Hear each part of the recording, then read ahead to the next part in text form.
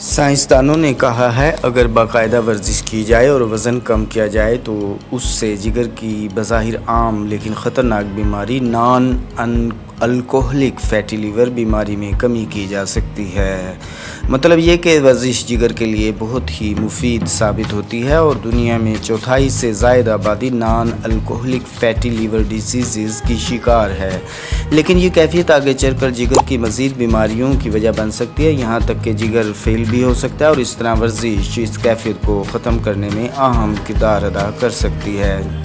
صرف جاپان میں ہی درمیانی عمر کے 41% افراد NAFLD میں مبتلا ہیں اور اس کے لیے سائنسدانوں نے کئی افراد کو غذائی پلان دیا اور انہیں ورزش بھی کروائی۔ اس میں جگر کے کئی عوامل مثلاً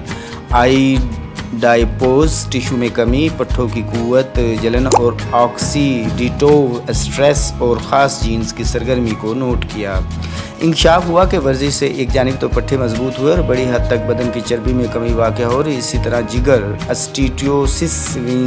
9% کم ہوا، جگر کی سختی میں قریباً 8% کمی واقع ہوئی، ایک قسم کے لیور فائبروسس میں بھی 16% کمی دیکھنے میں آئی۔ ورزش کی بدولت جگر کے کئی مفید کیمیکل بڑھے اور جگر کو سرگرم رکھنے کے لیے کیوفر خلیات میں بھی اضافہ ہوا۔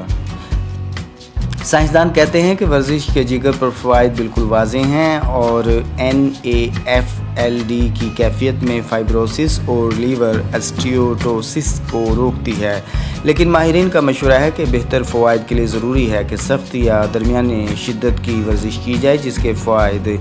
جلد ہی سامنے آنے لگتے ہیں۔